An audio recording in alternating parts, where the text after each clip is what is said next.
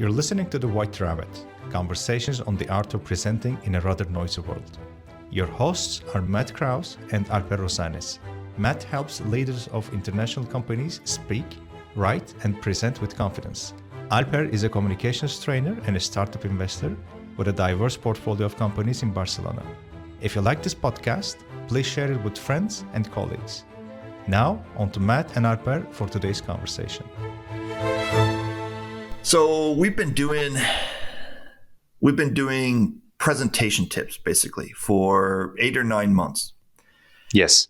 And I thought, and we've talked very little, just a couple times we've talked about, but very little have we talked about the business of doing presentations. And so I was thinking, if I were going to talk about the business of presentations business from my perspective, where would I start? And I would start with the milestones. So I thought, okay. Over the past, because you and I, we've been doing this for over 10 years now, the presentations business. We've been doing it for over 10 years now. And so we've racked up a fair number of milestones.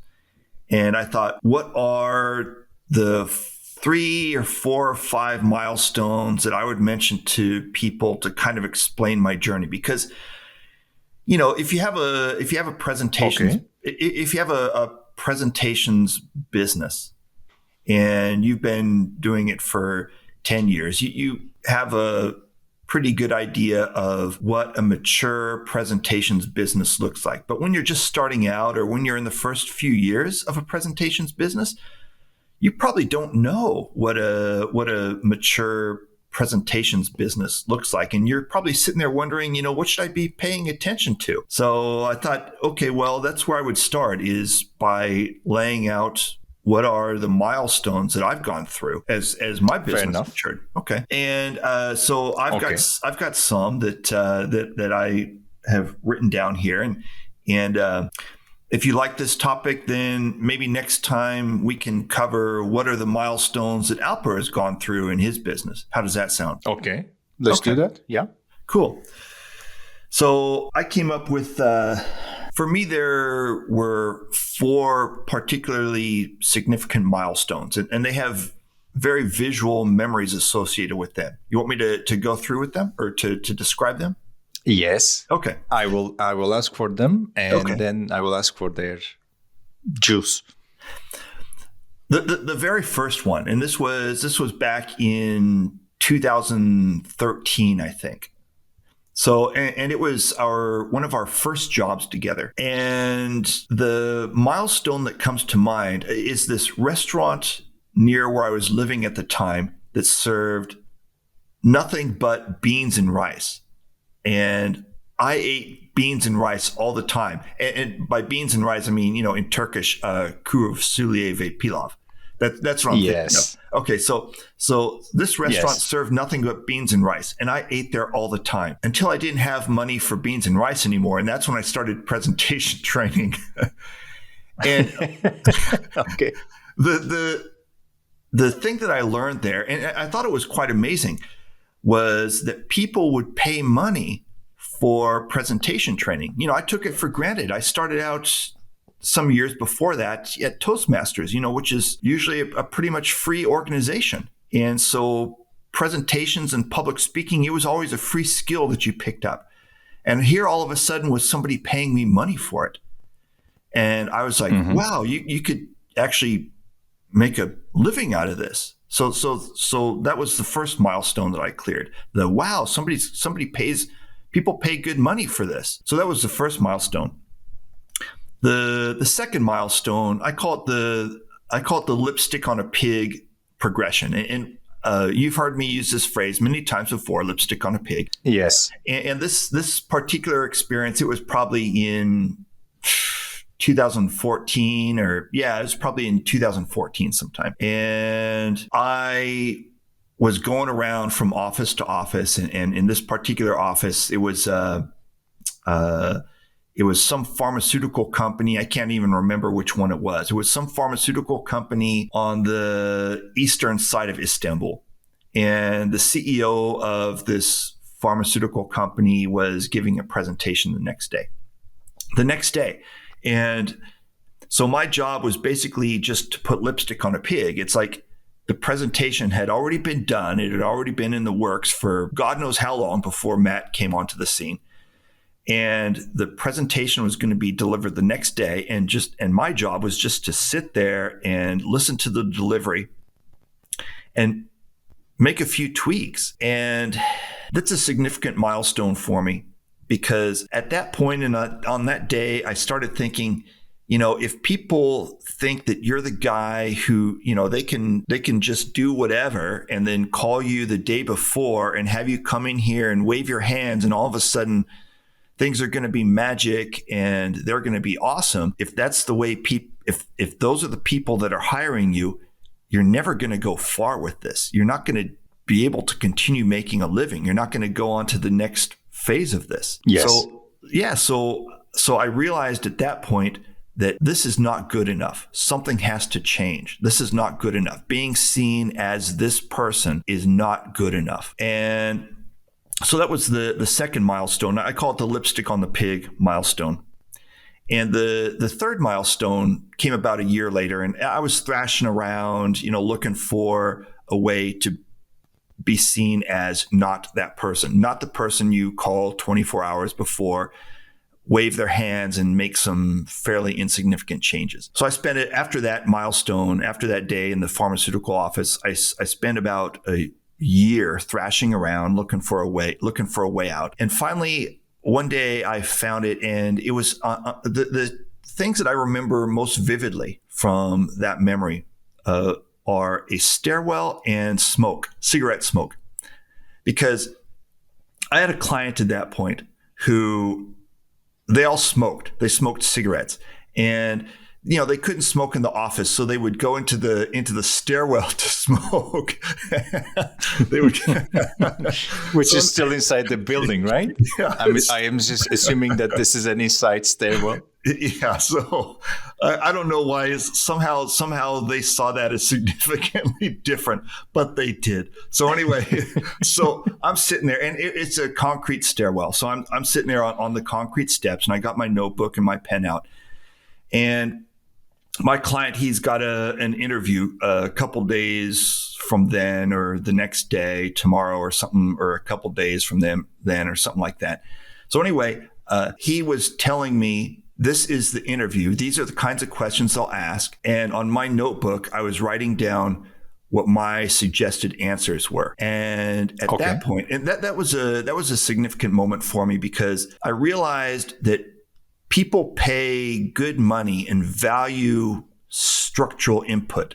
Like, they want to know what words need to come out of my mouth and in what order. What stories do I need to tell, and in what order do I need to talk about things in order to be seen as smart, in order to influence their decision making. So that was my people pay good money for words. Because before that, you're thinking words, blog posts and stuff. People go onto Fiverr and hire somebody for $3 to write a gazillion words. And I thought, okay, well, here's somebody who pays a lot more than that for a lot less work. This is the kind of work that I want to pursue. So that was another for the same deliverable. Yeah. So that was another milestone. The smoky stairwell memory.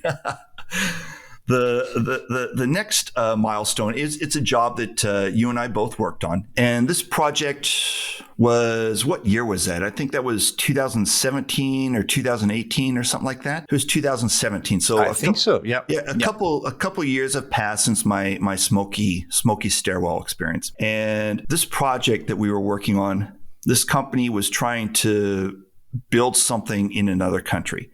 And they needed a big bank loan to do it. And they were going to be passing their own milestone, which was going to a big IMF meeting. The IMF meetings they happen twice a year in Washington, D.C. And they were going to the October version of that.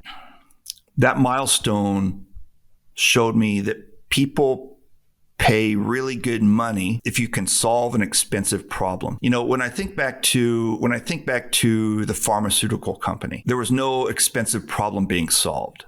It was just, I need an English speaker to come in here and make sure I'm not going to make a fool of myself tomorrow. That's all they're doing. That providing that service, that's not a well compensated service.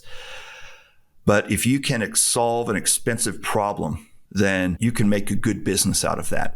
And so that milestone, that project in 2017, 2018, helping this company solve that expensive problem, that was another major milestone for me. And since then, I mean, that was about 4 years ago. And through that entire time, my business has the people that it serves, the constituency that it serves, has changed a couple times, but there's always been that element of what expensive problem are you solving? So if I started this business in, let's say, 2013, I actually started it before that, but let's say that it started in 2013. So it took me from 2013 to 2017. So it took me 4 years to make this evolution of no matter how good you are, if you are not framing your activities in the frame of solving an expensive problem, you can never make a good business out of it. So that's the evolution. I agree.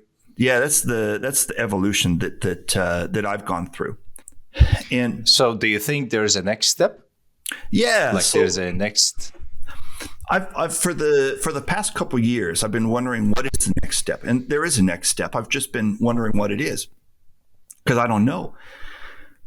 That's one of the things that I've learned about having your own business is that often you don't know the answers. You're the expert on your business. Nobody else in the world knows your business as well as you do, but you're still not an expert on it. Now I've got this. When I started out about 10 years ago, people would talk about whatever problem needed to be solved. It would be solved in a 3 to 6 month time frame. And so I started out with that expectation that whatever problem I had could be solved, not just through realization, but then also through implementation within 3 to 6 months. And here I am 10 years later, I'm like, no, it takes, if you can make that evolution, the mindset evolution and the implementation, and if you can do it in the space of years, that's good enough. Give up on this dream of doing everything in 3 to 6 months. That's never going to happen. But the answer to your question, what's next, is a different dream.